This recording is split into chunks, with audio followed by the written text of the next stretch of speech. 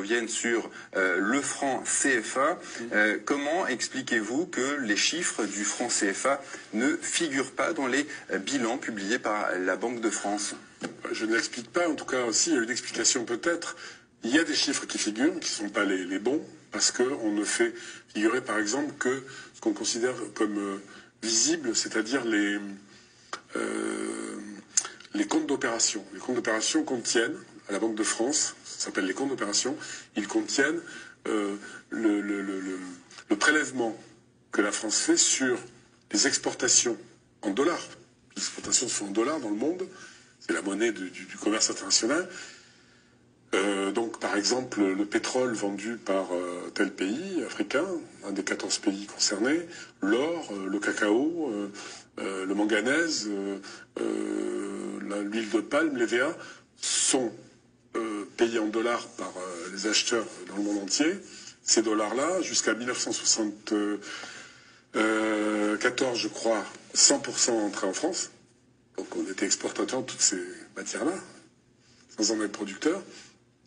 Et depuis, ensuite, c'est passé à 65%. Aujourd'hui, c'est la moitié, 50%, qui entre dans les caisses de la Banque de France et surtout dans les comptes du budget de la France. Ce qui est particulier, c'est ça. Même au temps de la zone sterling, chez les Anglais, ça existait chez les Anglais. Ils ont arrêté tout ça, il y a longtemps.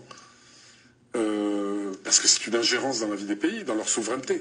La monnaie, c'est la souveraineté. Oui, les anciennes colonies anglaises ont des monnaies nationales. Oui, nationales. Et même au temps de la sterling, c'était déposé à la Banque d'Angleterre, certes, mais ils pouvaient récupérer leur argent à tout moment. Ça n'était pas intégré au budget britannique.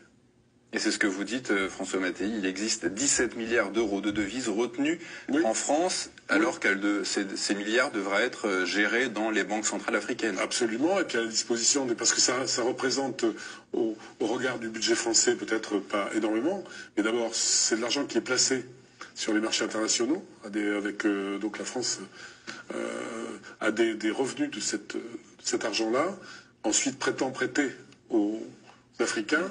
Mais je vais vous dire en 2 mots, c'est très simple. Vous avez des comptes d'opération de tous les pays africains, 14 pays. Quand la Côte d'Ivoire, il y a des pays qui sont toujours en positif sur leur compte. Il y en a qui sont toujours juste ou en négatif.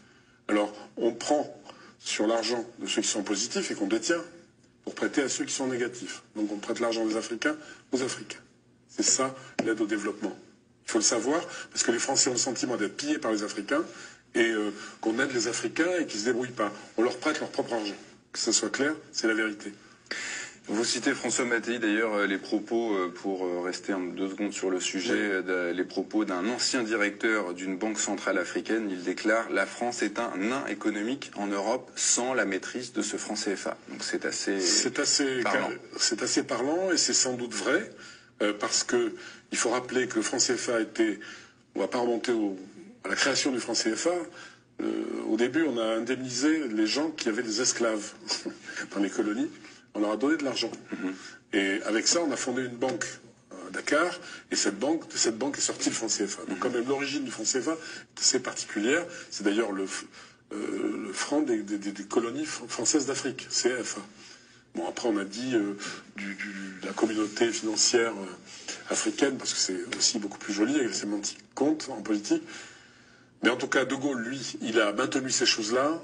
Pourquoi? Parce qu'après la guerre, la France était exsangue, après l'occupation allemande. Elle était exsangue. Donc il s'est appuyé pendant la guerre et après la guerre sur l'Afrique. C'était ce qu'on avait de plus fort, avec des matières premières pas chères.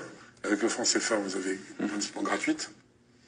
Donc ça a été le fondement du redressement français. Il faut le savoir. Ça a participé au redressement français très fortement. Très fortement. Donc si on le perd...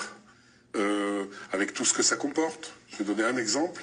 Quand il y a dans un pays comme le Nigeria, qui a une monnaie qui fluctue, il y a beaucoup de compagnies d'aviation qui s'en sont retirées parce que leurs dividendes avaient fondu. Leurs bénéfices qui étaient au Nigeria se retrouvaient à zéro. La France a négocié, Air France a négocié. Eh bien, dans les pays du franc CFA, ça ne varie pas. C'est-à-dire que les entreprises françaises peuvent investir, savent qu'elles vont retrouver à terme leur argent. Donc c'est aussi une grande sécurité pour les groupes français pour travailler là-bas.